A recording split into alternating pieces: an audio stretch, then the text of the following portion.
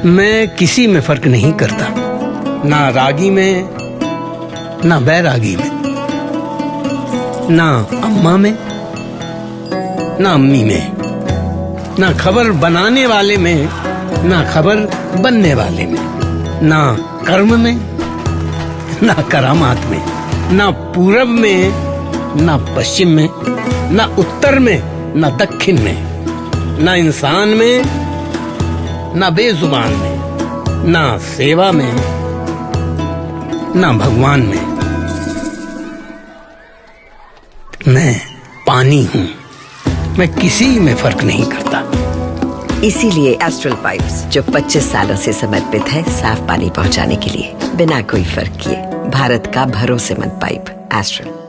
नमस्कार, आप देख रहे हैं nature times wild India news और मैं हूं सुमित जुनेजा। और आज हमारे साथ में है राजसमंद के wild life DFO Shri Sudarshan Sharma Ranthambore tiger reserve में एसीएफ एवं डीएफओ के पद की कमान पहले संभाल चुके हैं। टाइगर रिजर्व मैनेजमेंट में इनकी कार्यकुशलता का कोई सानी नहीं है। मेवाड़ के कुंभलगढ़ की कमान सुदर्शन शर्मा जी के हाथों में आ चुकी है। बात करें मेवाड़ के कुंभलगढ़ की, तो ये प्रातः स्मरणीय वीर शिरोमणि महाराणा प्रताप की जन्मस्थली है।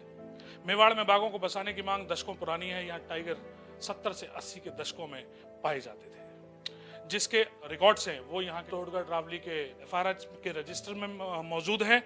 इसके अलावा इसके बाद अगर बाघ यहाँ से विलुप्त हो गए, बाघों के विलुप्त होने के बाद में टाइगर रिजर्व कुंभलगढ़ को बनाने की जो मांग है वो लगातार चलती रही और आज एनटीसीए के द्वारा जो है यहाँ की एक सैद्धांतिक मंजूरी जो है यहाँ मिल चुकी है। इसी पर हमारे साथ चर्चा करने के लिए साथ में हैं शर्मा जी। शर्मा जी, आपसे पहला सवाल, जैसा कि सभी जानते हैं, आप भी जानते हैं, कुंभलगढ़ को एनटीसीए की सैद्धांतिक मंजूरी मिल चुकी है। हाल ही में हुई एनटीसीए की मीटिंग में कुंभलगढ़ टाइगर रिजर्व का मुद्दा उठाया जा चुका है। पूरे मामले को लेकर क्या कहना चाहेंगे और क्या तैयारी है? देखिए, जैसे आपने बताया कि कुंभलगढ़ टाइगर रिजर्व को सैद्धांतिक स्वीकृति मिल चुकी है। अब इसमें आगे के स्टेप में इसमें कोर और बफर का इसमें डिलिनेशन होना है। उसके लिए कमेटी का गठन होना है। क्योंकि ये एमसीसी कोड लग गया था, इसलिए कमेटी का गठन लेट हो गया। तो पहले हमें एरिया आइडेंटिफाई करना है। हालांकि एनटीसीए ने एक टीम गठित की थी, उन्होंने अपनी रिपोर्ट दी है। उस रिपोर्ट के आधार पर एक रिपोर्ट हम इस कार्यालय से भी गई है। तो उस रिपोर्ट पे अभी कोर और बफर डिसाइड होना है, उसके बाद फिर आगे कार्रवाई की जाएगी। सर, अगर जैसे बात करते हैं टाइगर रिजर्व के लिए, कोई भी टाइगर रिजर्व होता है उसके लिए प्रे बेस और जिसको कहते हैं कि ग्रासलैंड जो है, ये डेवलपमेंट की बहुत आवश्यकता होती है। तो उसके लिए प्रे बेस को बढ़ाने के लिए और इस पर क्या कार्य यहाँ पर चल रहा है सर, इसके बारे में? देखिए, जहाँ तक मैंने अभी पूरे 1 महीना हुआ है, उसमें पूरा एरिया देखा है, केवल अब यही काम किया है। तो कुल मिला के मैं बताता हूँ, रावली रेंज और कुंभलगढ़ रेंज, दो ही रेंज ऐसी है जहाँ पर सांबर की पॉपुलेशन कुंभलगढ़ में थोड़ी अच्छी है, रावली में थोड़ी कम है, लेकिन सांबर की प्रेजेंस है। लेकिन जो पाली का नीचे प्लेन एरिया है, उसमें चीतल को लाने की गुंजाइश है। उसके लिए सरकार ने इस साल 400 हेक्टर, पिछले साल 150 हेक्टर, फिर 150 हेक्टर, ऐसे 700-800 हेक्टर जूली फ्लोरा निकाल के ग्रासलैंड डेवलपमेंट का काम चल रहा है।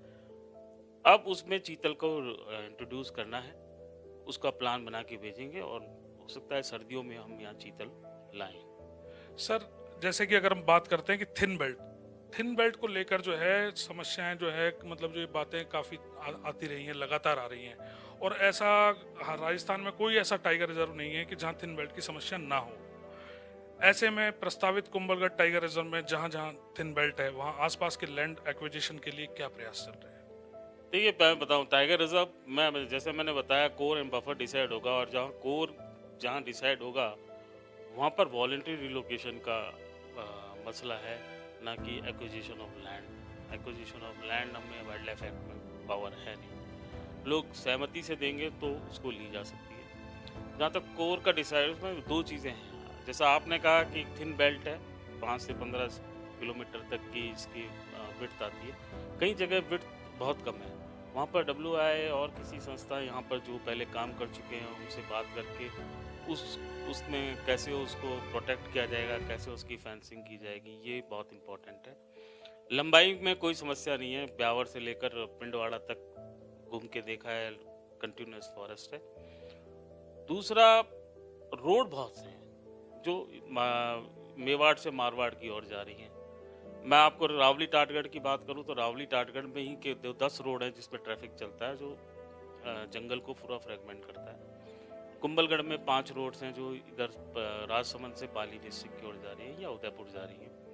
इन रोड्स के मिटिगेशन प्लस थिन बेल्ट, इन दोनों के बारे में ही हमें कुछ मिटिगेशन मेजर्स करने हैं। वो करने के बाद फिर इसमें आगे डिसाइड होगा कि ये जो है टाइगर वो कौन से बेल्ट में कहाँ सुरक्षित रहेंगे। पर कुंभलगढ़ से रावली टाटगढ़ ज़्यादा सूटेबल हैबिटाट लगाने को अभी देखना है। सर, जैसा कि राजसमंद जो है, राजसमंद में वाइल्ड लाइफ टूरिज्म की बहुत संभावनाएं हैं। वाइल्ड लाइफ और सस्टेनेबल इको टूरिज्म को बढ़ावा देने के लिए आप क्या प्रयास करें? देखिए, प्रयास तो एक्चुअली मैं कुंभलगढ़ की जहाँ तक बात करें, कुंभलगढ़ में टूरिस्ट अच्छा आ रहा है, लेकिन वो एक कुंभलगढ़ फोर्ट और वहीं तक ही ज़्यादा सीमित है। और भी बहुत अच्छे पॉइंट्स हैं जिसको डेवलप करेंगे तो, लेकिन अब दोनों ही देखना है हमें। कोर में कितना टूरिज्म खोलना है उसको भी देखना है, टाइगर रिजर्व के हिसाब से भी देखना है, और स्कोप रावली टाटगढ़ में भी है, तो दोनों में स्कोप देखा जा रहा है। और टूरिस्ट अभी जैसे रावली टाटगढ़ में मानसून सीजन में बहुत आ रहा है, कुछ ओवर क्राउडेड ही मैं कहूँगा, ओवर टूरिज्म हो रहा है, लेकिन पूरे साल भर नहीं है। उसको कैसे हम डेवलप करेंगे ये देखते हैं, पहले कोर डिसाइड हो जाए उसके बाद फिर प्लान बनाएंगे। सर, आखिरी सवाल मैं आपसे जानना चाहूँगा कि सभी फॉर्मेलिटी लगभग पूर्ण हो चुकी है, उसके बाद कुंभलगढ़ में टाइगर कब तक आने की संभावना है या कब तक आ जाएगा? सर नहीं, कब तक आ जाएगा तो ये मैं नहीं कह सकता, लेकिन ठीक है, अब प्रे बेस पे ये पूरा ग्रासलैंड डेवलप हुआ है।